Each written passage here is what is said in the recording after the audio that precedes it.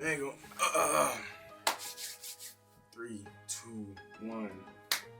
Yo, what's going on, everybody? It is King Asalu back with another video. Today we are here to talk about how to get into content creation on your phone, or essentially how to create content with only your phone. And I'm only speaking for iPhone users, so if you got an Android, I'm sorry for that. Go get an iPhone. Let's get straight to it. First, please don't like, comment, and subscribe. You feel me? I think, hold on, let me check. Focus, please. We hit 2,000 subscribers. Let's talk about it. Let's talk about it. We hit milestones on milestones. If y'all ain't peep on my Instagram, we just hit 100K on TikTok. If you ain't peep on my Instagram, how we hit 100, wow, that's crazy. But yeah, we just hit 2,000 subscribers. That's lit. I appreciate all y'all. I'm gonna continue doing it because I really love to do this. I really love to make content for you guys and help you guys in any way that I can. And honestly, just yeah, so let's get straight to it, you feel me? If y'all didn't watch last video, definitely talked about how important it is to have a phone, especially how you can use that to jumpstart your content creation or you doing whatever you would like to do. This is really like a whole, I don't know, thing that you can use for your whole camera purposes on YouTube or whatever. Like honestly, I can show you the difference in quality between this and that right now. Like, as you can see, this is now the iPhone. Like this is 4K 30. I'm shooting on ProRes so I can shoot in RAW footage and like color that like later. And my camera, this is the Sony a6400. Like it's not like some regular, this is a band too, along with the other pieces that I grabbed, like the lenses and stuff. This is $1,000 plus some that you can spend on a whole iPhone, and you can get this quality just out of like any video. So I'm telling you, it's worth it. Now let me tell you all the little tips and like features that you can change or help you out so you can have better footage or not have to worry about some of the more annoying things when it comes to working with an iPhone. Number one, there's different settings that you can play around with like in the actual camera app. If you haven't noticed, if you ever swiped up on the camera app, you can see more settings that pop up than just like your gallery, the actual record button, and I think it's like the flip button. Starting off on the like actual photo tab, most important thing that I've realized, it comes stock on iPhone, but a lot of people don't know that they can change it, is the aspect ratio. The aspect ratio on iPhone is usually comes with 4:3. All right, you see those black bars that are here and here? That's caused by the 4:3 aspect ratio, and that alone can have your pictures coming out like boxy, if that makes sense. If I take a picture with 4:3, it'll come out like this instead of me changing that to 16:9, which is what all social media platforms use.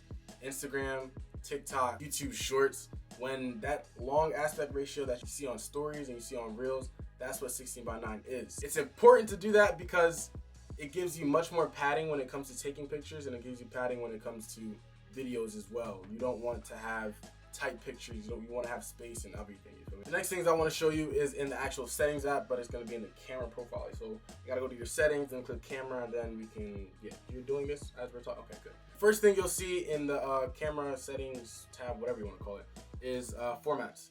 I personally am at most compatible because JPEG and H.264 is the main things that you'll use on the computer, especially even when I try to take screenshots and send it to my computer, it'll come up as the high efficiency files that is like HEIF, and those aren't always compatible with things that you want to use, but that's just like out of content and that's just life stuff. In terms of video, this is what you'll see, like it says record video, record slow-mo, all that. I like to record my stuff at 4K 60. People ask like how your quality so good, that's why. You're shooting at 4K on an iPhone and in 60 FPS. It's gonna look real silky, real smooth, and people are gonna be like, oh my god, and this phone has great stabilization, so even if you are shaky with the camera, it will stable you out and make sure that your shots still come out nice. The next thing, preserve settings. Like this is so you can do everything that I'm telling you and you don't have to go back to it and have to do it every single time. I have almost everything checked. Camera mode, creative controls, macro controls, and portrait zoom. Everything else, chilling.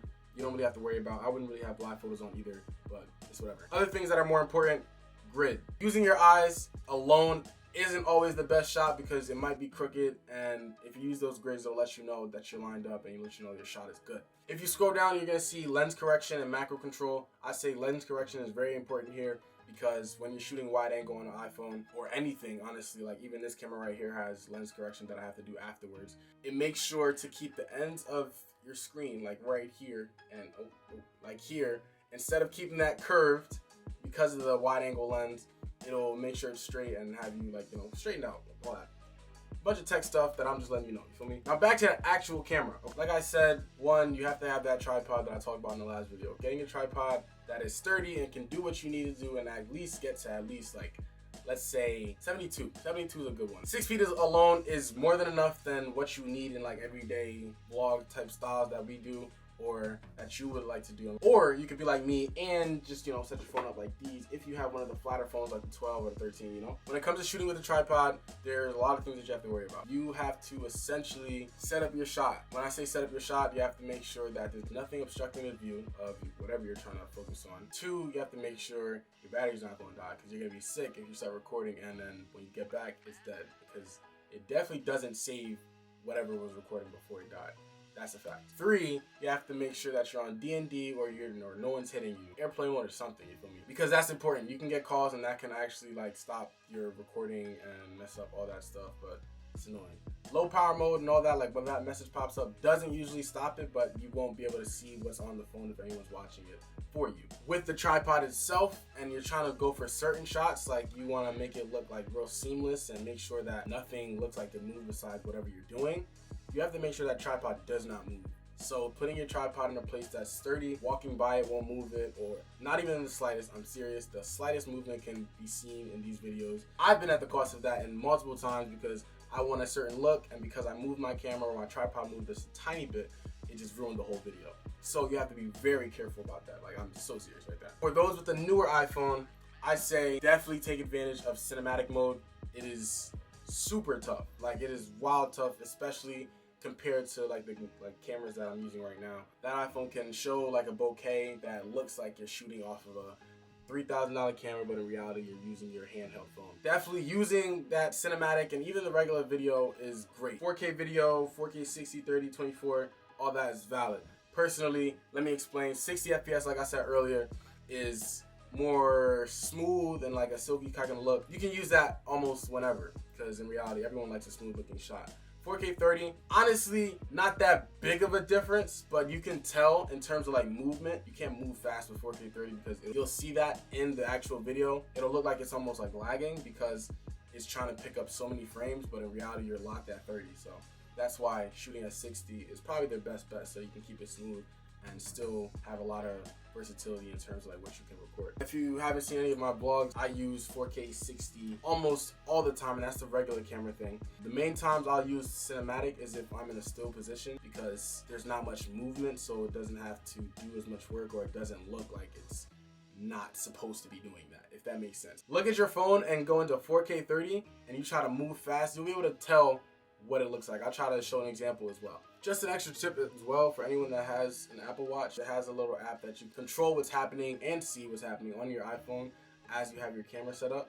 So say you're all the way over there and you set up your tripod just to make sure it looks nice. You can go in the app and you can make sure it's valid, and you can press record and stop it at the same time. You can even zoom, all that cool stuff. Apart from that though, I'd really say just explore what you can. You won't know what you can do until you actually try it. If I see something cool, I'll try to just record it, try different ways. Me, I like recording upside down because you can get a wild different field of view, especially when you're in the 0.5 mode for the iPhone, which is great. And other things to be mindful of. Oh my gosh, I can tell you right now, 4K footage on iPhones is very, very, very large. So if you don't have an iPhone that has enough storage, you can honestly just go trade it in for a bigger one, because you won't be able to record much, and if you think you're recording, you're probably not, and you'll be sick when you realize you only recorded like a minute of 10-minute footage, because it's happened to me all the time. I have a 256 gig iPhone now. My phone before was like 64, and I would constantly be having deleting videos and pictures because of that, and it's not valid. So get a big iPhone, because the file sizes are not something to be playing with. I hope this helped. I know it may be short, maybe long, I don't know. All I can say is thank you again for 2 bands. Catch you on the next one. Keep it like, comment, and subscribe. We're going to 3 bands now, you feel me? But yeah.